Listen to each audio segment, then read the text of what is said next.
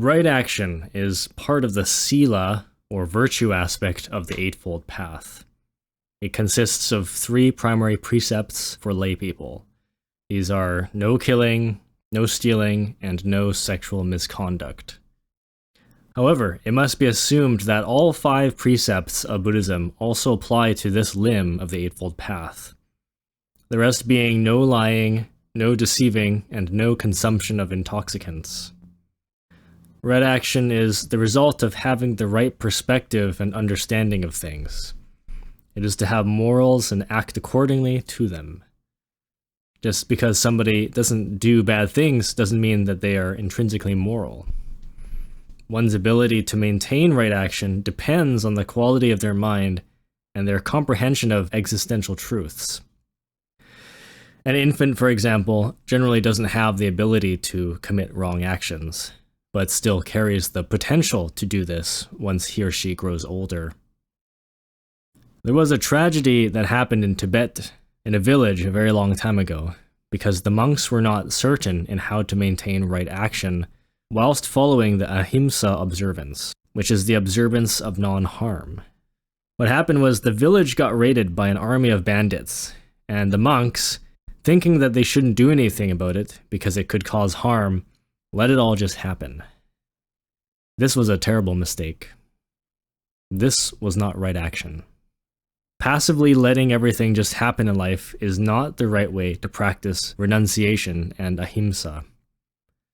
All observances and precepts require some level of skillfulness.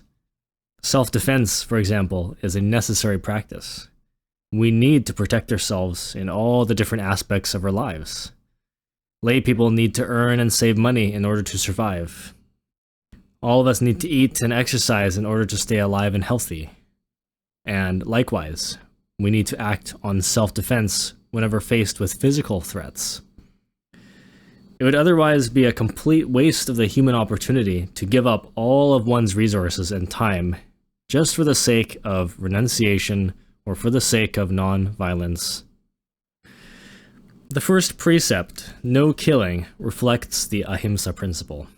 The philosophy means to avoid physical harm whilst developing compassion, respect, and a sense of interconnectedness with all living beings. This precept is not only concerned with intentional killing, but also includes actions that indirectly cause harm to sentient beings. This can include harmful occupations, harmful activities, and neglect that leads to suffering and death. This is very important to understand because most of us are not murderers, but some of us work in places like slaughterhouses, or meat factories, gun factories, cigarette factories, or the military.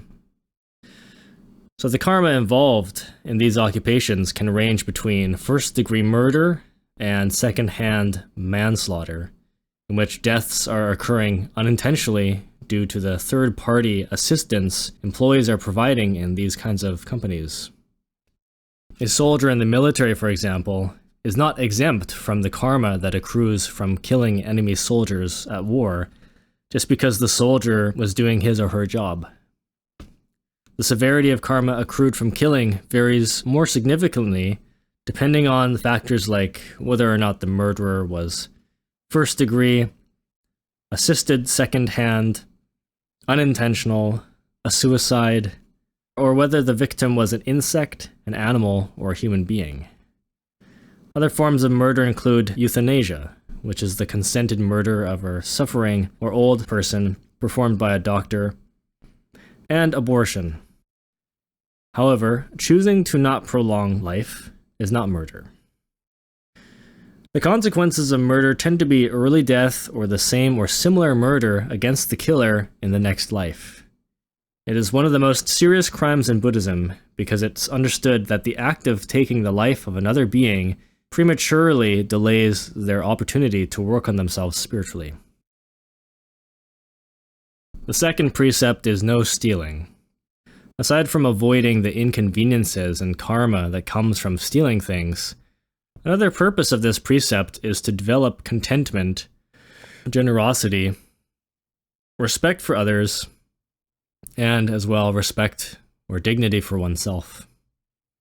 This is the philosophy behind any kind of stealing.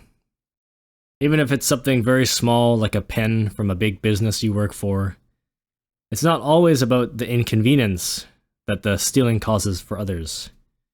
It's about having the integrity and dignity to not selfishly deceive and cheat people through lying and stealing. Stealing is below your dignity as an ethical person. It is only in extreme cases that when one's health or life is threatened, when stealing things like medicine becomes reasonable. Sexual misconduct is the third precept.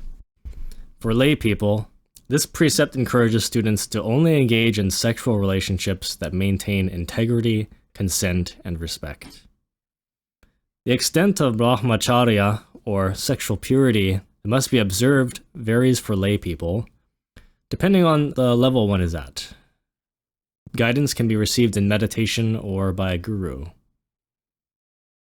The most fundamental rule in sexual purity that all religions teach is chastity, the abstinence from sex in the form of fornication. Then there is the sexual purity that must be maintained for couples who are practicing suprasexuality or tantra. This primarily requires abstaining from having the orgasm and other unnecessary and perverted sexual behaviors. Buddhism doesn't say much about same-sex relationships or marriages, other than explaining that same-sex relationships are not conducive to any kind of creation. Certain texts include rules against cheating on one's spouse, having more than one partner at a time, and other obvious things like sexual harassment and sexual abuse. These things are not acceptable. Sexual rules provide us with a sense of safety, so things like the legal age of consent is more like a property law that prevents people from stealing each other's personal space. For monastics or anyone under a Dharma, which in this context is a precept or philosophy from a particular religious school, these must be given due regard. Sexual actions are distinct from all other actions that can be taken. The orgasm is the most powerful expulsion of pranic energy that a being can release. Thus, sexual actions have more impact on our energetic body than other kinds of actions. Furthermore, the karma that arises out of sex is non-negotiable.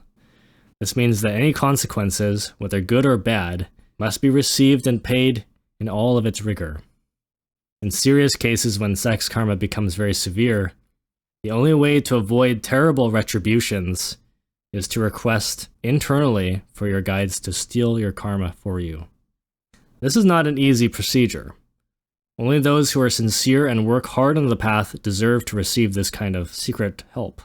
So do not rely on stealing karma as a means of getting away with sexual actions. It is a last resort.